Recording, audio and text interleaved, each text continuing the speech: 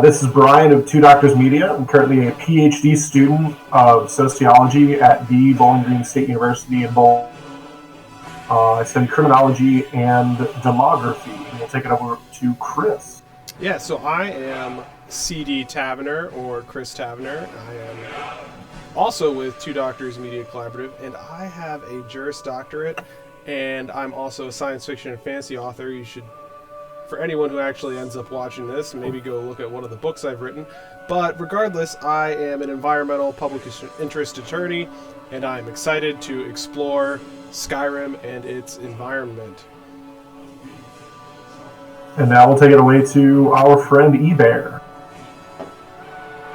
Yes, thirdly, my name is Ethan Sprunger. I'm a Bachelor's of Science in Public Health and Bachelor's in Science in Nursing.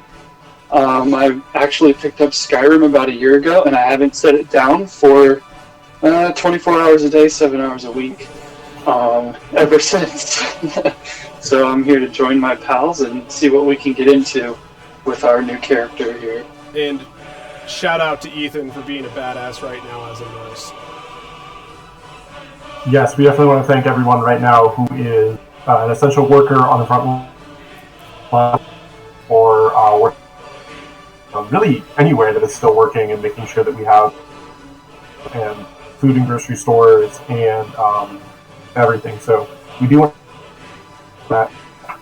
Without you, we wouldn't be able to be at home right now doing stream.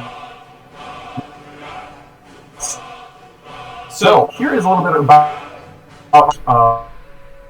given different backgrounds, mine in sociology and criminology, CD is in law, and Ethan in nursing and medicine, we decided that the three of us would kind of be a three-headed, I guess, player, where we're all going to kind of come at Skyrim from a serious perspective of this. What are some insights we can go creation of the world seriously? So certain topics we might discuss would be the history of crime and punishment, the development legal code, if there is one, what aspects of public health are present in the world of Skyrim, or the continent of Skyrim. I guess, is it a continent or is it a region? I think it's territory. I believe it's a territory of the Empire. It's a territory of the Empire, which at this point in the Fourth Era is actually kind of destroyed or controlled by the... I believe they're subservient to the Aldmeri Dominion. Interesting. We will definitely also discuss the history of various aspects of Tamriel, including the history of slavery and servitude. And anything else that you think we could talk about, Ethan? No, I think that's a good basis for our beginning. Thanks, Brian. I am particularly excited to notice the very strange behaviors of individuals living in Skyrim. Mm-hmm. But that being said, I think it's time for us to get started.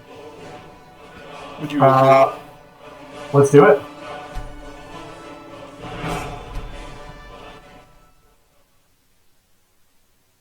So, I'm ready to. Let's go. So we are starting straight from the beginning, and let's dive right in. I think this is actually one of the coolest intros to a game when it comes to like an opening scene. I don't know about you guys, but I'm excited to play it again. It's always fun to play. I remember the first time that I played, I just kind of that weird sensation of waking up and seeing my hands in chains and thinking what did I actually do? Right, exactly. Mm-hmm. So is it? Go ahead. I think that's what. This is also one of the funny aspects that you can't actually see your own body in this game. Mm-hmm. Right.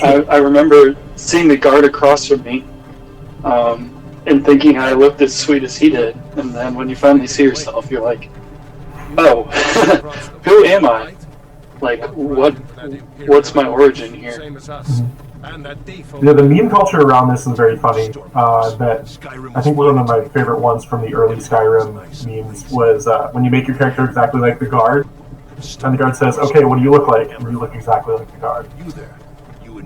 So right now we're actually kind of dialoguing with this this horse thief, which it's very interesting that a horse thief would actually be considered something that would be punishable by death, considering that stealing horses, according to Wiki, it's only 50 gold for each time a horse is mounted. So it's a little confusing to me why exactly this person is going to be executed for stealing a horse. Maybe it was a famous horse. Maybe it was the most famous horse in all of Skyrim. We'll never know. Also to Yvette. Hola, welcome to the chat. Why do you care? A Nord's last thoughts should be. Yeah, I think one of the fascinating things about this intro and what's happening is that, like, the headsman is waiting. You're just like you're being taken to your execution for absolutely no reason, and as a player you get to sit and be like, why are you being taken to execution? So Brian and Ethan, why are we, like, what did we do that got us picked up other than just crossing the border? What is our character doing here in this cart? Damn elves. I bet they had something to do with this. This is Helgen. You can go first, Ethan. Used to be sweet on a girl from here. Wonder if Elod is still making that mead with juniper berries. What did we do, other than crossing the border, huh?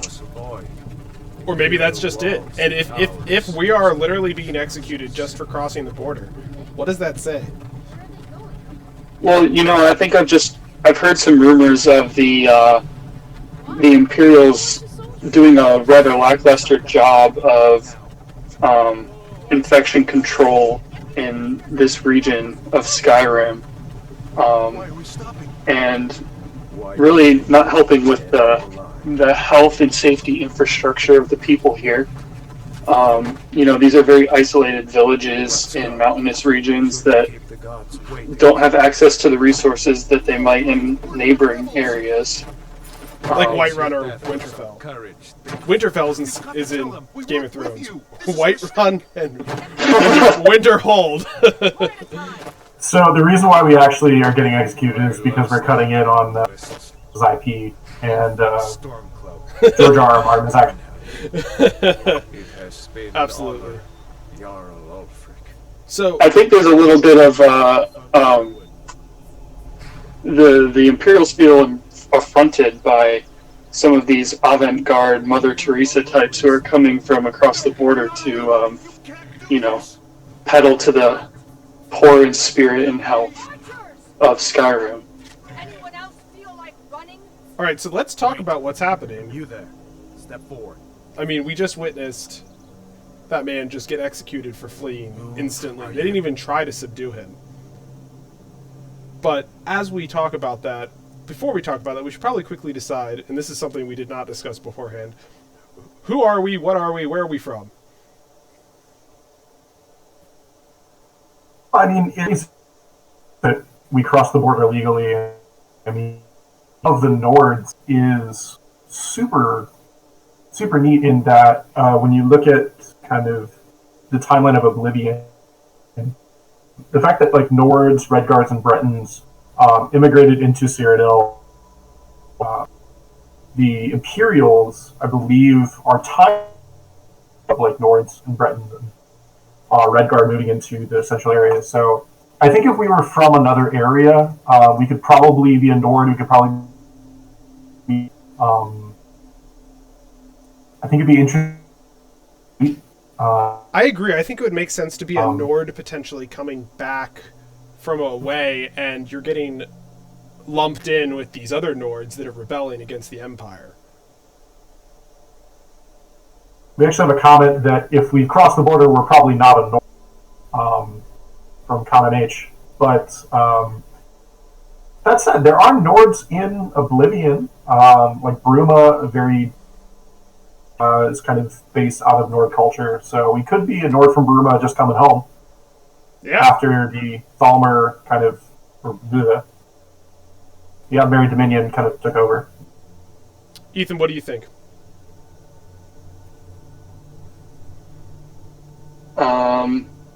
You know, I think I don't really have any argument for one over another here. I I think to be simple, we go ahead with a Nord.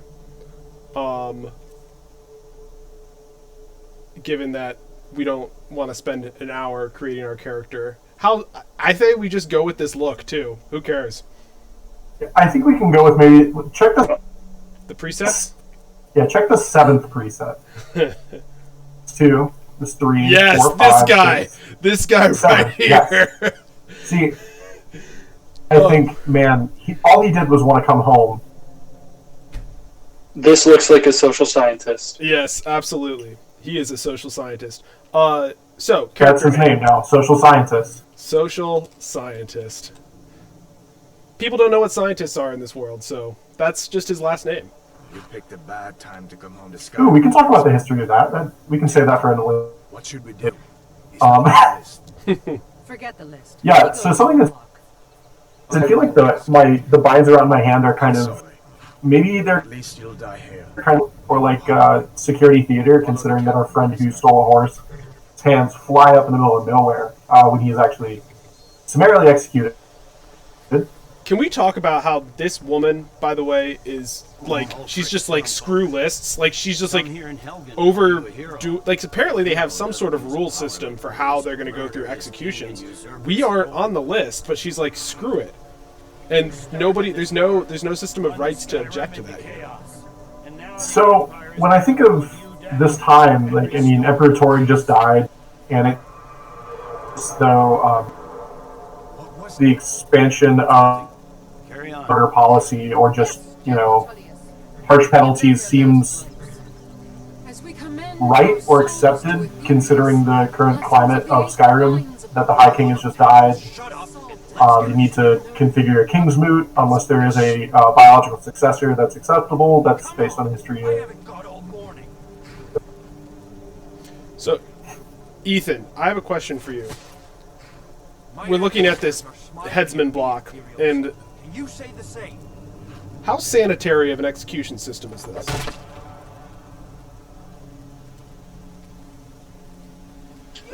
Well, it's certainly not an elven practice. As fearless Rather, as he was in our... well, they are keeping 6 feet distance from the block. So I would say it's moderately sanitary. Now what I'm wondering is To the block, prisoner. how we'll be disposing of things afterwards. Unfortunately, I think they cut away from this before we get a chance. I'm going to give it a 4.5 out of 10. I mean, I guess I'm about to die, so it doesn't really matter how sanitary it is. For me. The headsman, though. Sentry. What do you This is true. I think from a risk perspective, I hope he changes his fur loins after every execution. Yes, I believe that is absolutely necessary. So, let's talk about the significance of what's happening right now. So, Yeah, is that a dragon? yeah, that is actually Alduin's first son. Or that is Akatosh's first son. So Akatosh being the dragon god that Martin Oblivion spoilers. But yeah, Alduin is the firstborn son of Akatosh, who is a famed god of the. I don't think I realized that Alduin had a relationship to Akatosh like that. Mm-hmm. That's why I'm here for the historical context.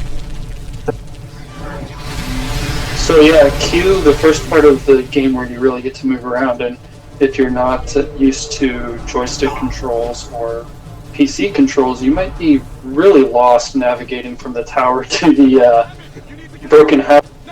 Absolutely. I don't really know what to do here because I've played it so many times. And there is our first view of a kid in this game. Well, I guess we saw him earlier when he was told to go inside by his parents. That's kind of a big surprise, a change, because when you look at Oblivion, the game that Todd Howard also created, Todd Howard, I can't go with this games without referencing him. Oblivion didn't really penny, I believe, now, and I don't think I can recall a point.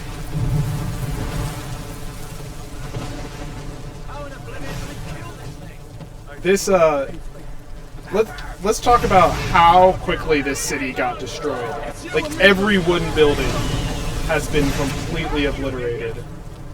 And man, like, though I will say the efficiency with which these the Imperial forces here are assaulting the dragon is actually incredibly impressive. Like they are staying strong and not like, you know, running in fear, which is really impressive considering they are being attacked by a dragon. Especially one that is theorized to swallow the world. I mean, I don't know about you, but I feel like whatever meager paycheck I get is a house guard. Oh my gosh. Yeah, so I don't know if anyone else just saw that. I don't think I've ever seen that before. So who are we going with? Are we going with the Imperials or the Stormcloaks? Well, we're Nords, right? Yeah, I guess we should go with the Stormcloaks. Yeah, I mean, that's just who Yes, we are. but We have to look I think at organic solidarity. Precisely. I would like to recommend, if we're making apparel options here, we should discuss what choices we want to make. Looks like we're the only ones who made it. Yes. That thing was Because we will be encountering some opponents here shortly, I do believe. That is correct. Also, apologize. That's supposed to be mechanical solidarity. We better get moving. Got up on my dirt kind, so sorry to all the sociologists out there. I'm pretty sure Ethan and I both did not get that. May as well take guns. Whoosh over my head like I'll do. Alright, so let's talk about that, like me taking this armor off this guy. Totally normal to Rayloff here. Doesn't bat an eye.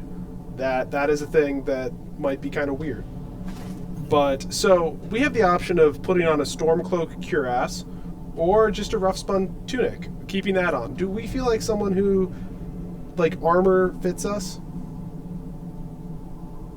When I think of social scientists, I would think of someone who would want to, like, kind of understanding of local cultures and kind of what it means to wear the tunic, both in a real sense and more of a, like, theoretical sense. Like, what does it mean to don the cuirass of a Stormcloak?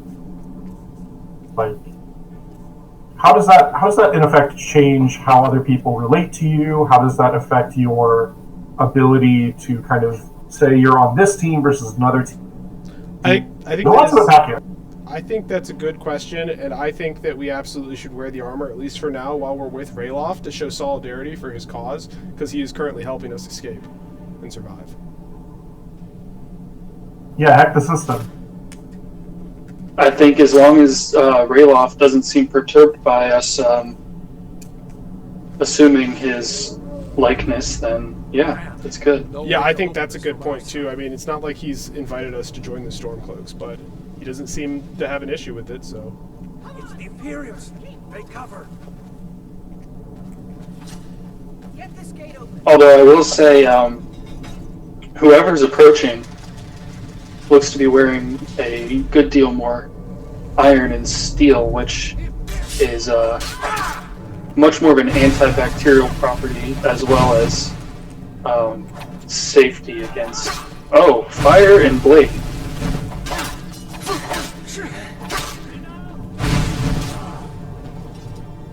All right. How do you know how to use that thing? That's a good question. How do I know how to use magic? I was just talking about that before I realized I had muted. Huh. I wonder what is the origin of who gets magic, who doesn't. Like, I mean, it's always been my kind of understanding that everybody has access to magic. Found the key. Let's see if it opens I have up. to look that up quick. That's it. Come on, let's get out of here before the dragon brings the whole tower down on our heads. So, but like, I mean, let's look at, so we are an old man, and our entire life we have known a flame spell, and a healing spell. And that's it. Those are the only spells we know as an old man. So I guess if you use that as a baseline, that like most people know some very rudimentary magic, that doesn't necessarily mean they are particularly talented in it. Yes, it seems as though this is almost like a Nordic or humanoid mutation that everyone's body is programmed for the basics of survival in magic casting. So, I guess my question to you, Ethan, would be like, if everyone has like some sort of innate ability, does that then require us to have a formalized system for public health? If you can find any potions, we'll need them.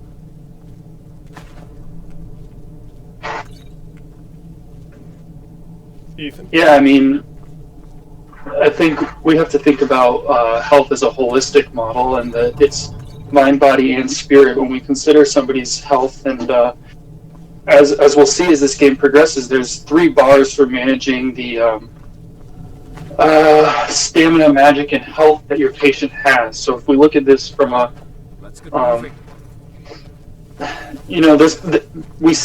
we'll be seeing these crafts and tradesmen who are able to help us supplement those areas of our well-being. So yeah, I think there's definitely still a place here to bolster our innate abilities. I haven't seen it since the Draugr showed up. So, we just witnessed a torture chamber. A torturer, Looks like there's something in this cave. so that brings up the question of, so this outpost of Helgen, we are now Some picks. fairly deep underground Grab any. in the city of Helgen, in this fort. It goes far, and so like, why did they have a torturer here? Like, what intel does he potentially have? Also, notice that his one book that he has in his little bookshelf here is a brief history of the Empire, which we are totally going to take with us and maybe read some time later. I mean, I would personally write up social scientists. I mean, we sure do love books. Also, a book about the history of the dragon. More strange. Kind of, I guess, a time for warfare. I mean, there is, in effect, a war between the Stormcloaks, which we're going to possibly find out later. Spoilers. And to consider, like, are the rules of combat, or what acceptable ways in warfare or torture. Like, what are the, or like de facto, whether there is codified law on like what is acceptable. So something that I find really fascinating is we picked up this spell tome, Sparks, and so our character, who has not learned, so social scientist, he has not learned a single spell other than flames and restoration, healing his entire life. And now by picking up this book, now we know Sparks, which makes me think that actually it's very easy for people to learn spells. Using them is something else entirely. And up until this point, he has just never bothered to learn another spell. Interesting. You might think that something is being awakened inside social scientists that he didn't know was present before. That is quite possible. Yeah, that could be the case. So check out these And guys. if anyone in the chat window has any questions for us, we'd be happy to answer them too. So we've caught up with Railoff, and these 3 people, who apparently also survived the attack, I find interesting. So I actually have so there was a fight going on in the basement of this fort. We have a broken down wall. I almost wonder, were these 3 Stormcloaks on their way in to rescue Jarl Ulfric, or were these people also captured and potentially going to be killed? And now we're all just escaping together. Yeah, answer that for us, Todd. Wait, you can't. There were a few other Stormcloaks that were about to get executed, I believe. Also, Where is the Jarl? So the Jarl of this area. No, Jarl Ulfric. actually- Jarl Ulfric was with us. He is not with us currently. I think he's probably already to Solitude. No. No, but no, that's not what I'm asking. I'm asking, he is presumably escaping right now from the dragon as well. Why is he not with his men?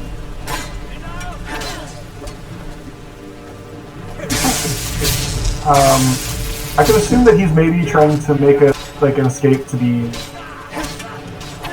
safe and avoid bringing his men into further harm. It's just something to think about, that he apparently manages to escape the dragon without any help from his own men.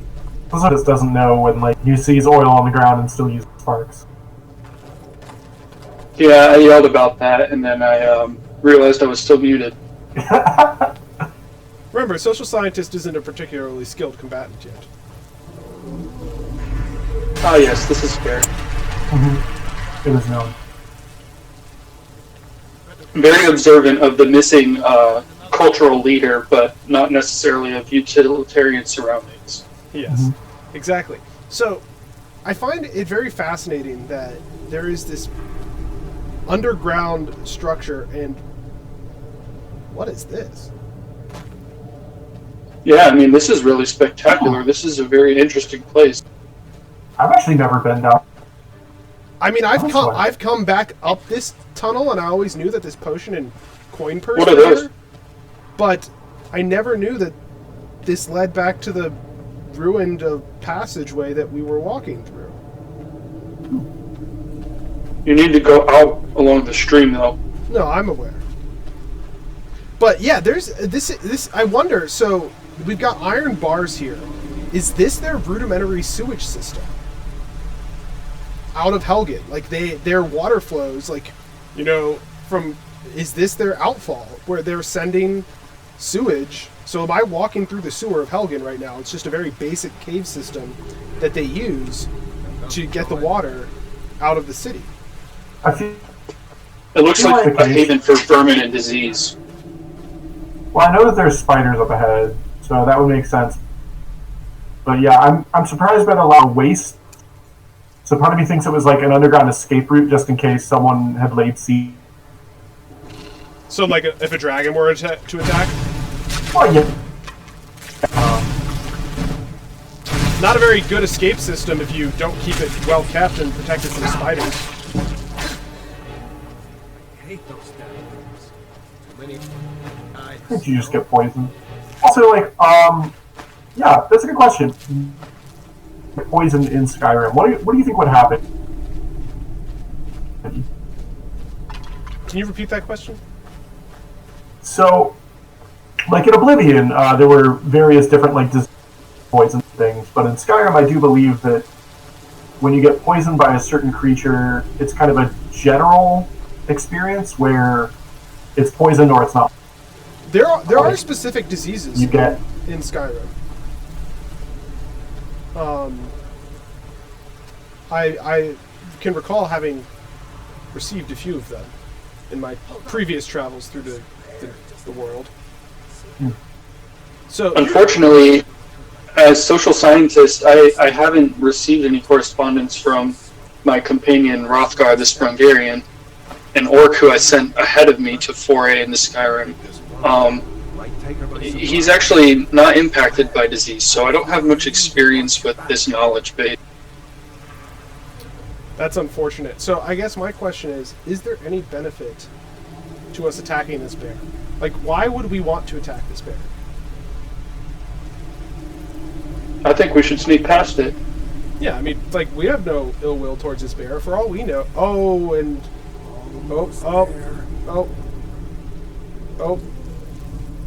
See, yeah, you woke can't. up. The fact that you can't play with a bear is confusing. I feel like one of this game is that I can't throw food at a bear, and the bear would just look at the food. This is true. Now, mind you, I haven't met any bears in real life, so I'm not sure the reality of that. But yeah, I mean, I've never. Have you ever My run vid- into a bear before? no, just e-bear here. Very true. Wait! Wow, we're almost to level 2. Yes, we are. I think we made it. There he goes. Looks like he's gone for good. So another mod that we just showed up called Frostfall. Can you tell a little bit about that? Yes, so we are. I've added to this run through of Skyrim a mod called Frostfall, which, as we play, will require us to pay attention to our surroundings a little bit more closely than you might in a normal Skyrim playthrough. That means that if we're in a particularly cold place, then we're going to have to make sure our character is dressed warmly enough. The social scientist is wearing a cloak, for instance, to keep himself warm from the elements of Skyrim. I've played it before, and it is very fun in the sense that it just makes you really think about where you are. You know, And so something that we didn't talk about, that's a bunny rabbit. Something that we didn't talk about before is the idea that, you know, when we killed those spiders, I just happened to have little vials on me, ready to encapsulate that venom and capture it and use it for later. And that's the same with, you know, how quickly I can harvest these flowers. Like, Social Scientist has got some quick pouching skills. I think is kind of studying and interacting with the world of Skyrim, or really all of really know exactly his history. He has very nimble fingers. Maybe he has a love of botany on the side. But when it comes to the whole thing of vials, I was just it was just a random drop. But again, that's why would a spider be carrying around like an empty vial? Would it be from that it had killed? Do we just carry around an like unlimited number of vials? It's a good question. Or maybe we have one vial in our pouch just for frostbite venom. Go ahead. Can we see a third-person view for a moment? Mm-hmm. Yes. Here we are. So, here's my question. So far, we've been running around with both a blade and a fire. We're facing these 3 guardian stones that kind of predict a little bit of our path moving forward. What do you feel Social Scientist would be most attracted to here?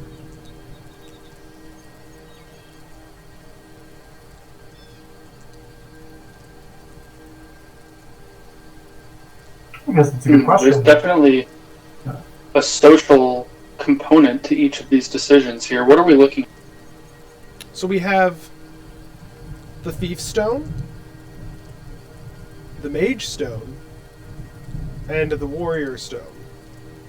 So who was Social Scientist? Has he always been a social scientist? Has this always been his career path, or does he have like a history that we've not yet uncovered? Well, considering the fact that there's no other scientists in Skyrim, you can kind of assume more recent development. Yeah, if he's a Nord on the return to his homeland, he certainly has a past, including one of these 3 options. I think Mage is the most logical. He's interested in the world around him. It's not like we were particularly trying to steal from anyone, and we're a little too old. I mean, unless maybe he was a warrior in the past, like maybe he fought in the Civil War, in the war against the Thalmor. You mean, Say that again, Brian? You mean the one that like currently is raging, or is No. So the Empire is currently subservient to the Thalmor. So there was a massive war. I think it was like 20 years prior to the current events, and so it could make sense that he was a soldier in that war. And then he became a social scientist, or maybe he was maybe he was a historian, investigative person before that, and then was drafted to fight in the war, and then returned to his pursuits. Mm-hmm. Yes, however, his occupation as a warrior doesn't necessarily mean that he would have selected the warrior stone. This is true. If he was forced down that path, that may not be who he really is. Yeah, I mean, I think this isn't really who he was as much as a decision for him to become a new person as he returns to Skyrim. That is true. I'm interested in the Mage Stone myself. All right, let's do it. Sure. And we also have no historical basis for things like conscription. Was there a formal conscription into the army to fight the Thalmor? We don't really know. Yeah, also, I think that's a Rouge, good question. Lurks, and Strizbot, who have entered the chat. Welcome. Hope we're at least entertaining you in a very minimal sense. Yeah. Entertaining in some sense of the word. So I think it's the effort. I think it's the effort that counts here. We're not professional comedians. We don't have a Patreon yet.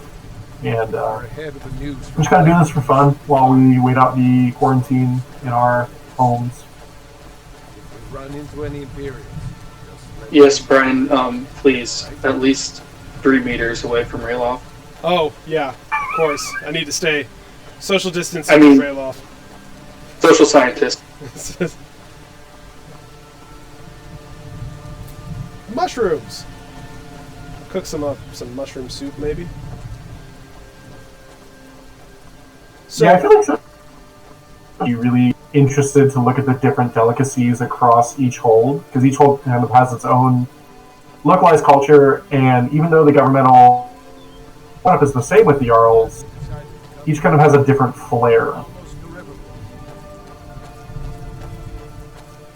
yeah, I think in this first town that we're about to enter, Riverwood, I mean, we've been here before when we were young. It's been a long time since we've been back to Skyrim, but hopefully we remember it a little bit. But it's definitely got its own feel as the first real place of civilization that we're entering.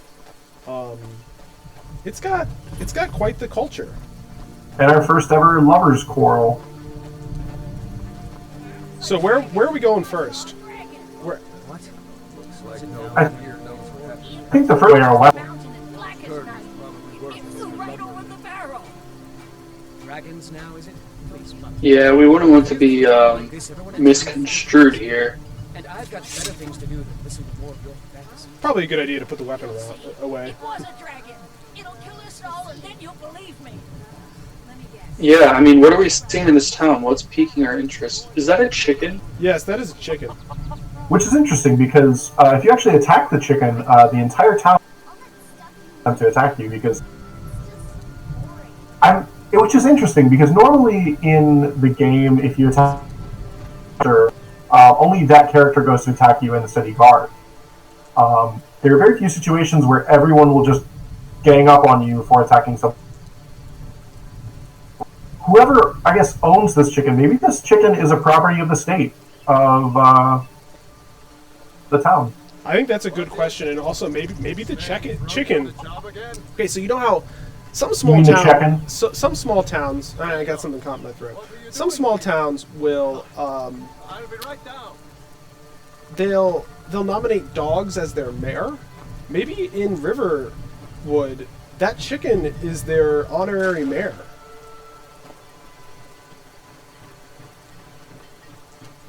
You know? Can you pick up the chicken? No. Oh, dang. So, it looks like the main industry of Riverwood is this mill. It's the most prominent building, I would say, in the town. And, I mean, this is a sizable amount of wood for any sort of construction project. My question is, what is their system of getting this wood out of this town? They can't use the river for a river barge because there's a waterfall, just a little bit upstream. So they have to I ship. do believe it's based on horse. Because the road is at least town, and it can be put on the back of a wagon. That's true. As long as there's no stairs, if it's a smooth road. So, Horses can also carry more if they're best friends. So that's a fun true. ones out there. And I think there's also in town a small inn which serves food and a shop. I know we have to go to eventually. But yeah, let's talk to this person. Yes. The cowards. We have to walk towards them to talk to them. If you're looking for work, go see Hod at the mill. So, all of Skyrim would have seen the truth then. I think we're supposed to just listen to their conversation. Out of nowhere, a dragon attacked. You don't mean a real So this is Rayloff retelling the story. I can hardly believe it myself. Wow, I've never actually followed Rayloff back. Maybe that's why I've never interacted with the stones before. If not for that dragon, Maybe that's why I'm bad at Skyrim. Fusion managed to slip away. I also have never followed Riverwood back. Make it to Riverwood? Yeah, I mean, so he's related to the owner of the mill, I believe, and his wife. These two right here.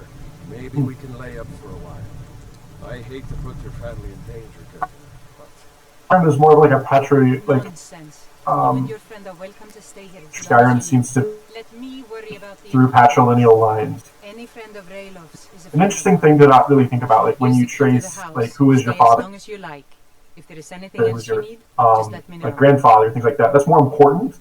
But at the same time, what's interesting about Skyrim is that there are places where There is something you could do for me. For all of us. line The Jarl Isn't needs this to know if there's a dragon air on the loose. super interesting as well. Riverwood is defenseless. We need to get word to So, young Balgruuf in Whiterun to the- send whatever troops he can. What just occurred here, If you know, do you've that got for me, I'll be in your Rayloff's debt. sister, I believe, Gerder here, just offered a bunch of resources to us and a key to their house.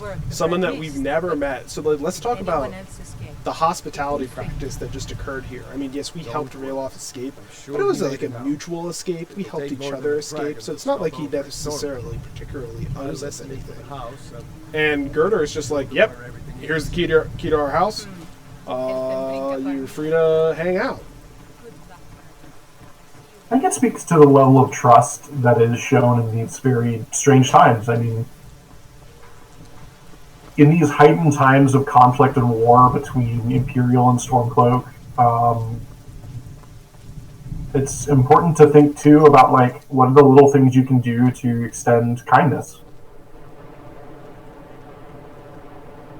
So, what do we have here? This is We have a child. their house, and yes, Walking into the table. I bet my Uncle Rayloff is tougher than you are. wow, he just talked smack to me. Said that his uncle I heard Luke and Young the other day Rayloff about is a thief tougher in than the us. store. Probably, we're an It old wasn't man, me, honest. So yeah, Can you pickpocket it? pickpocket the kid. Let's find out. Well, now I can't because his dad just got home. Get away from me. Tell me. He just, Good old Hod. this kid is mean. As a house? I mean, but So like, what child who's like some form of like, I guess, aggressive. I think if he assaults you again, we should kill him. so You can't do that. That's one of the rules of Skyrim. That's an unofficial rule. yeah, you can't kill kids. So this house is pretty nice. They've got a table. They've got like a little secondary table. I noticed that they've got a lot of food set aside, and most of their space is dedicated to food. They've got one bed here, and then they have a bar. They have a straight up bar in their house. These stories I've been hearing. Fucking gluing a cow's udders shut. He's a very modern thinking. Do something like that? So I'm gonna have us go to sleep. It's been a long day. We're gonna sleep until the morning, have a fresh start to explore the area around Riverwood with plenty of daylight. And I just noticed Sure I did. on that hospitality note, See, now that's they also offered us working hard. to sleep in their bed. All the other beds are noted as owned, which means you can't use them. So Rayloff's sister and brother-in-law gave up their own bed for us. To go back to that point about the hospitality in this town.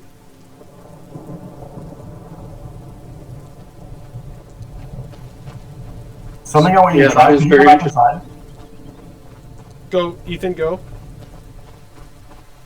Oh, that's okay. I was just confirming what you. All right. Brian, what were you going to say?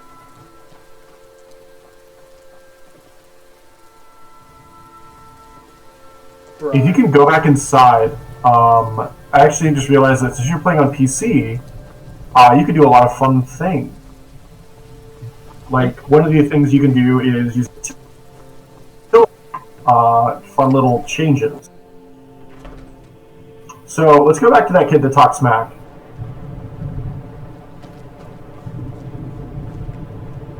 Where'd he go? Go find him. Looks like he is out in the town. Okay, let's go find him. Because he was being rude to us, and not going to hurt him, we're just going to shrink him. Hey, speaking of the chicken... Yeah, it's weird that our, I guess, communal property, but killing a chicken is also, like... And there's actually, 2 chickens in this town. Yeah. Hit Tilde. And there's also these massive cows. Mm-hmm. Go ahead and hit it, Tilde. Chris? What? Go ahead and hit the Tilde key. I mean, I'm playing with an Xbox controller. Don't you have a I do have a keyboard. What is the tilde button? I don't know what that So that opens up the, like a way that you can mod the game. Hold on, bro. The tilde is the little squiggly that goes over an N in Spanish. Yeah, so what are you telling me to do? So go find the kid. Tilde. Why? No, go find the kid. Why are we doing this in the middle of our... Here he is. Because it's called Retribution. So, yep. Okay, hit the tilde key. Yep. Click the kid. Yeah, I know, I'm on the kid. Click the kid. Okay. Type in set scale. One word or 2? One word. Or set size. Okay. And put 0.5 after space. And just hit enter? I believe so. Yeah, that didn't do anything. Dang. You know, Dorothy, with Normally that would the actually... I've been growing lately, that would like shrink an NPC to make it really, really tiny. That's funny. Wow. Well, yeah, that sounds great. maybe we can experiment with that another time. But, so, where are we going to next? So we've seen much of Riverwood, we've seen the mill, we've seen Gerder's house. What other locations do we have here? We've got, looks like there's another house back here. We've got a house, this is Sven and Hilda's house. And then we also have the Riverwood Trader. So we actually have 4 businesses in this town. We have the blacksmith here, the mill beyond, the Riverwood Trader, and the inn. And so, I mean, this is, so we got 4 businesses, and it looks like most people are employed somewhere within this town. One of us has to do something. Would we be interested in improving our armor by chance? We could do that. What are you going to do then, huh? Let's hear it. We are done talking about this. Here, try the set scale on one of these 2. Sorry, you had to hear. Okay. I know there's some ingots that we can... Set size or set scale? Set size. Yeah, that didn't do anything. You have to click on the person. I did.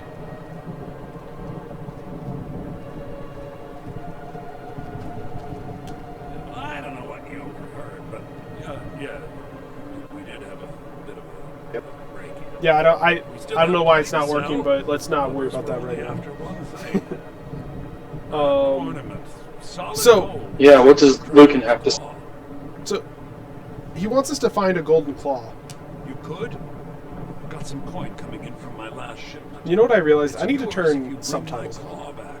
Just because we're talking over, we should have subtitles on so people can see what people are saying. I feel like alternatively, social more than his own thought. Say that again? I think maybe social scientists may not be as interested in other people's speaking, as much as they're interested in their own internal dialogue. That But- is fair. Now you don't have to go, do you? So, we've been asked to find this golden claw. Should we go find this golden We claw? have to go through town and across the bridge to get to Why not? Skull's Barrow. All right. You can see it from here, though. The mountain just over the building. Oh, so she's yelling at us as to where to go. Camilla Valerius just told us that the Those barrow thieves is must up be on that mad mountain. hiding out there. Those old crypts are filled with nothing but traps, trolls, and who knows what else. So, something about Riverwood I find interesting is that this is like the definition of a Plenty of things in the shop. like a one stoplight town. If there were stoplights in Skyrim, you're through it and it's gone. But it's a quaint little town. They've even got a little fishing rack. I mean, it seems pretty self-sustaining too when you think about it, because the mill, yeah, they're going to ship that out for funds, but it is they can use that wood too for their own purposes to rebuild any of their homes. And then they've got a good source of food with the chickens and the cows and the fish from the stream. I mean, that looked like a pretty bountiful amount of fish. I think like there's no factories within this universe too. This is true. So, Ethan, a town of that size, how many families would you say there are probably? Families in that town? Yeah. Maybe 5 or 6. Yeah, so my question is like, does that present any significant public health risks? I think certainly the way it is right along a rather large river creek, depending on how you look at it, and right in that very narrow canyon, there are natural disaster risks. Flooding, so you're talking about flooding. Yeah, that's actually a great point because, I mean, up the river, like there is no bank. They're like 6 inches above the river line. Yeah, I mean, and from an economic standpoint, if there is a severe flood or rock slide, they risk losing their mill as well. Although it does look like it is at the downriver side of town, which is probably a little bit safer placement. I'm sure they learned from experience, as villages that small, you might call it a settlement, often do. Who is this? So I think these would be necessarily want to live in society. They kind of reject the power of the Jarls in the system.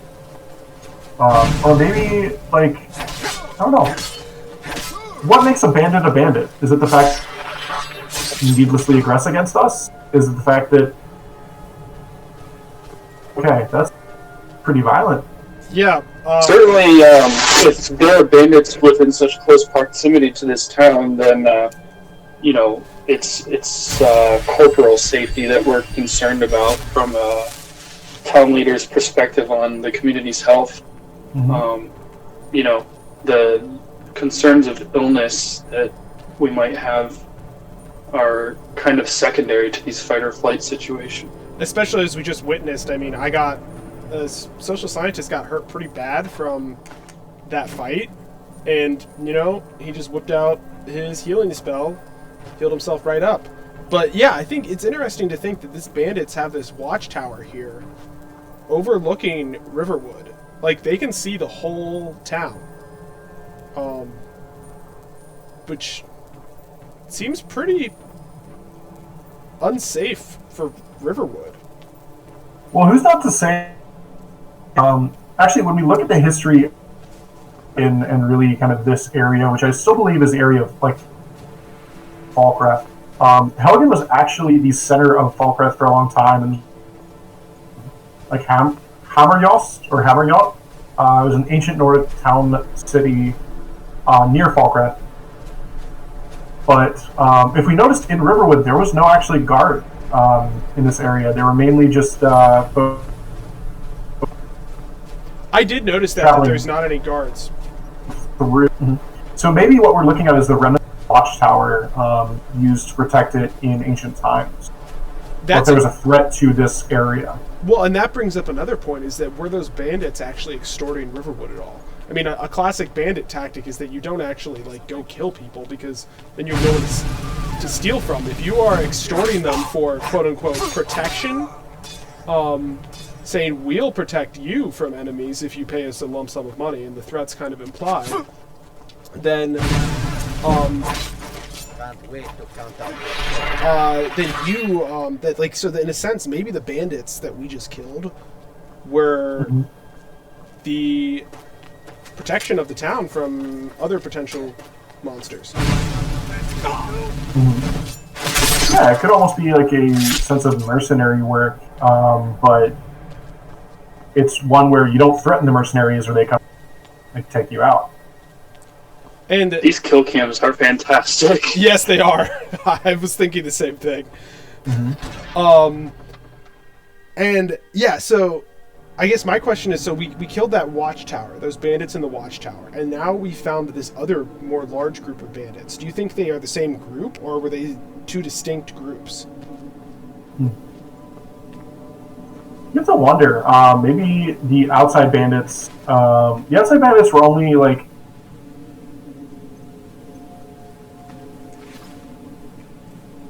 around that area, so they weren't necessarily around other, like, they weren't at the Bleak Falls Barrow, they were just there outside. Also, what is this? I have no idea. Remember, I installed a few random weapon mods, and so now we have found a named weapon called Gladius, and I have no idea what it does. Let's find out. Doesn't seem to be doing anything particularly interesting. Except maybe increasing your one-handed faster. That's possible. Try it again. It's interesting that you can't parlay with any of the bandits.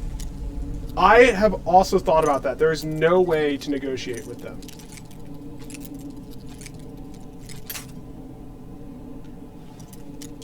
That would be interesting. Like, there are some video games I know you can play through, and like you only need to actually like take out a few people. But in this case, Jeez, that is certainly a weapons mod. Wow, yeah. Apparently, it changed the random spawns of weapons as well.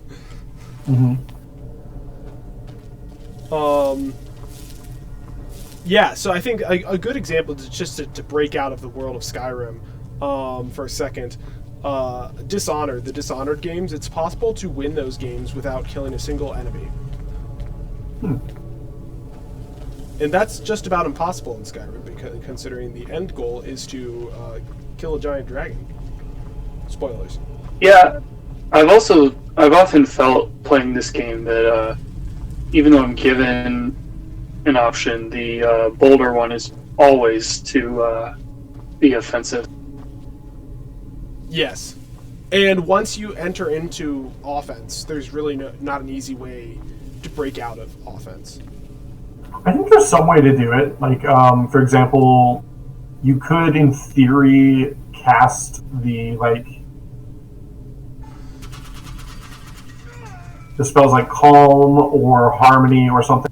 Like, True. Kind of chill them out. So I guess the question is, would that work on bandits? Theoretically, yeah. Because I guess maybe their just aggression level is set to unnaturally high. So we've entered this chamber here, and this is actually something I'm kind of excited to talk about. So we're entering this ruin. You know, we've kind of just been going through this cave for now. And we're entering this entrance place with this really complex contraption. And I find it really... I always think about, like, what went into designing this mechanism. So if we look at the history of like puzzles are always central to the experience of dungeons. It's kind of based out of fantasy RPGs and a lot of precursors before it. But yeah, like the importance of the things like the snake, the bird, the dragon, the various other puzzles. Wow, you did that almost out of... I mean, it's not a very hard puzzle. But my question, I'm not talking about like the design of it from a game perspective. I'm talking about the design, like the people who designed this puzzle. Like, what is going on here? Like, what is the symbolism of putting those symbols inside the mouth of these statues? So, with the mouth of the statue, that can be tied back to the origins of the first rulers, which were actually the dragon. They were led by the dragon priests. And if you know this, and like the various masks that we may find in our journeys, is that in their mouths, out come some shells. That is actually very insightful. I like that thought. Ethan, do you have any ideas?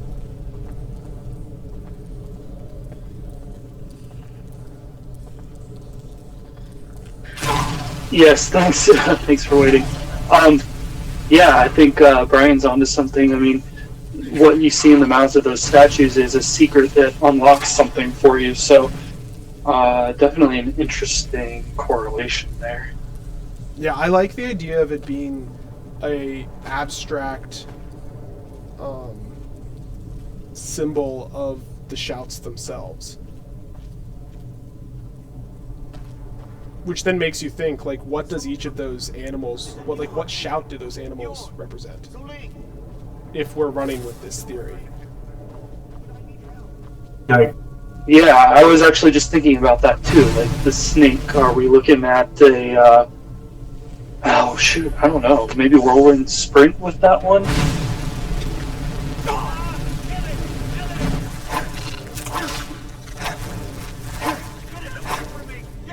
I feel like this is probably the first terrifying mini-boss we face. Yes, absolutely.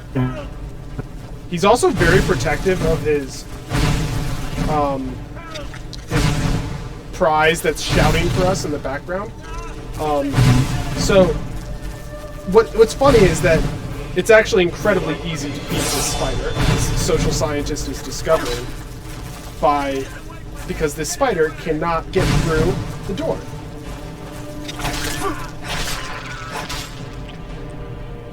And it's pretty susceptible to magic too.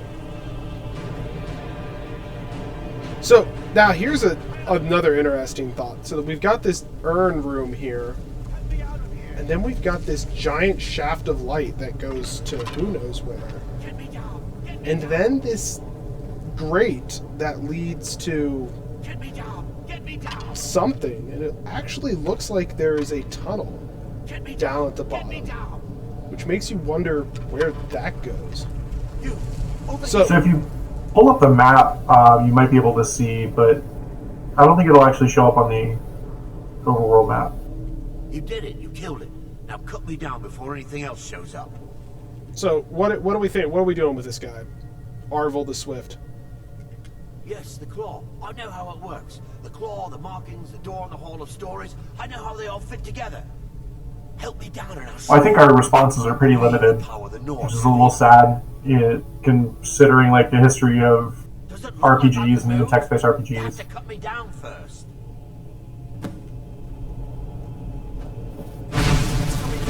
I can feel it.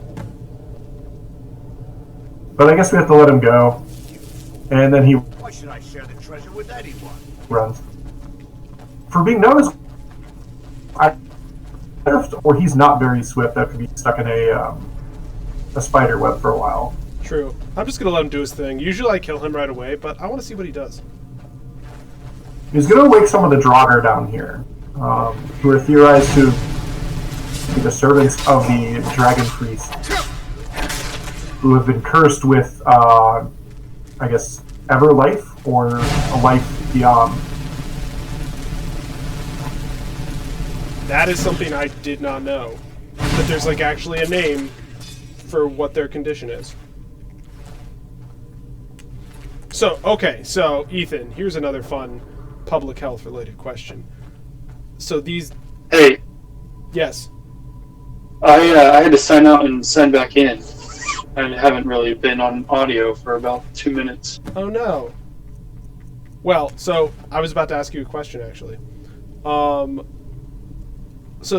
we just killed a bunch of Draugr, and so there's quite a few of them. Could diseases survive in corpses that are this old? Oh, that is a good question. I think it definitely depends on temperature is a big factor. A bacterial illness, most general ones would not, absolutely not. But there is such a thing known as an endospore, in which they can sort of encapsulate themselves and definitely survive for decades or even centuries. And then we get into, viruses. I think the thing we would be most concerned about here could be prions, something a little more unknown. Partial proteins. These are bodies that have broken down over a long period of time. So, yeah, I think it could be a concern. That was incredibly informative, and I love you for it. That was great. I mean, I love you regardless of knowledge. That's another thing. Sure. But I mean, these aren't things we should be too concerned about outside of this game, but yeah, I would say Draugr definitely have an element of horror beyond just their appearance and their longevity of life after death. yeah, and particularly because we're seeing, like, they actually, considering how old they're supposed to be, they're actually pretty well not decomposed, Like, they still have skin and stuff, and that implies that... Oh, and I just got cut. That implies that, like, there's still some semblance of, like, maybe even circulation in their bodies, because, like, it's not like they're a skeleton like this guy right here that I'm looking at. Like, there is life in their bones of some sort, and so that actually may give more room, correct me if I'm wrong, for something to, like, a disease to continue living within their system. Yeah, I mean, it's a symbiotic relationship always between two organisms, so yeah, it's frightening. Like, what don't we know about the Draugr and these, ways in which they persist and become a deadly threat to us? It's not just the swords that they carry and the magic that they use. Mm-hmm.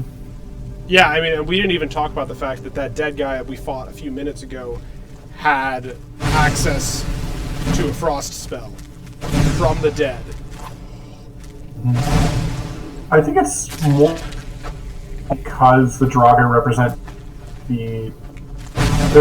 they're stored in crypts, and obviously they're back to the dead, which is always societies like treat their dead with reverence or kind of lack of reverence. My question is, who's hanging these oil lanterns up? That is a fantastic question. Yeah, these oil lanterns, like, wait, what? Like, who's upkeeping these tombs? I mean, these candles are lit.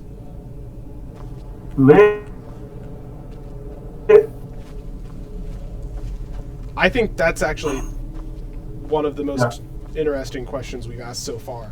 That might be a question we would end on, considering it's getting... Yes, it is very close to 3 o'clock. For an hour, so... I would agree that we should be getting... We're almost to a great stopping point. Should we attempt to answer that question, then? Yeah. Let's think about some silly answers. I think that's great. Maybe that's a great question for people to... if anyone actually watches this, if they have any speculation as well, to send us a note. I think that would be great. But we're almost to the gate where you have to put the claw in, and I think it makes sense to stop before we put the claw in. But yeah, so, like, here's more candles that are lit. I mean, is it the Draugr? Now, that's an interesting question. I was thinking that too. Like, do the It's almost Draugr like Toy Story. do the Draugr have some sense of sapience currently, where they are unconsciously upkeeping their own tomb? It's almost like they have an order set. They can only do certain things, and one is maintain the tomb. Mm-hmm. Maybe Draugr is. Maybe it's an old Nordic term for light bearer. Mm-hmm. I would have no idea. It's more or less where they get the cap for candles. Like, what happens if they run out of candles? I haven't seen a room with just a limited number of candles, so This is true. And maybe they make it out of the spider silk of the spiders there. that is a great theory. If the silk is capable of burn, the silk is most likely used for the wick. That would make sense because it's quite flammable. But the wax itself, a little bit harder question. Mm-hmm. Or it couldn't be like marrow or anything. Even though not really a medical expert, It's true. Yeah, I think this is a great question to end on. This is clearly this tomb is clearly kept well. Someone is taking care of it, and ensuring that it is well lit. There's this pot of flaming coals that we are approaching.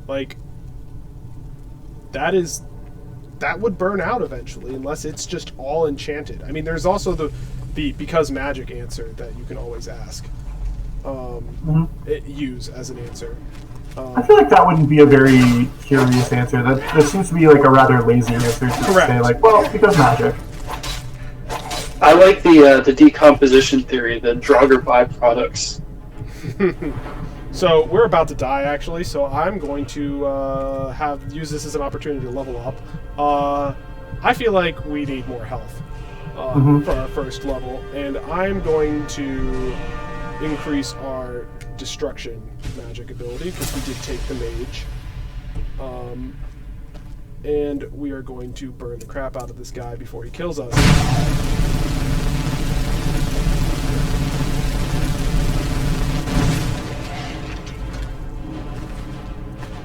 So, I believe through this door, we approach the gate for the claw. Gotta pick this chest first, though. Also, it's interesting you don't need to make a check on how difficult the lock level is. So, could it be that our social scientist has had some history with lock picking and understanding the difficulty of certain locks? Like the number of pins, Yeah, things that. He's related to the lockpicking lawyer. Yeah, I mean, he seems pretty talented with his lockpicking skills. Cool.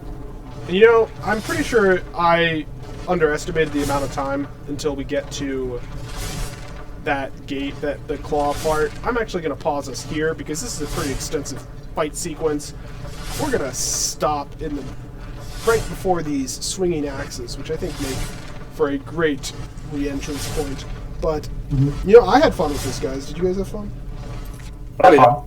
Yeah, this is it's kind of relaxing just to play this game and chat about it. It's nice I agree. It's nice to not be in control. Sometimes when I play and other people are watching, I get a little anxious, but maybe that's just the reverse of Twitch. So this was fun. If you have any comments, thanks to the users Commander Root, Lurk for hanging around. Oh, we had a few people join in. I'm glad. Yeah, and Yvezidel and ComMH for checking out the chat. We're probably going to post this to our YouTube page, the Two Doctors Media Collaborative on YouTube. Yeah, and but yeah, otherwise, thanks everyone for tuning in. I'm going to stop the stream now. This was fun. Feel free to hope we will do this at some point in the future again. Yeah, sound off in the comments. Thanks, folks.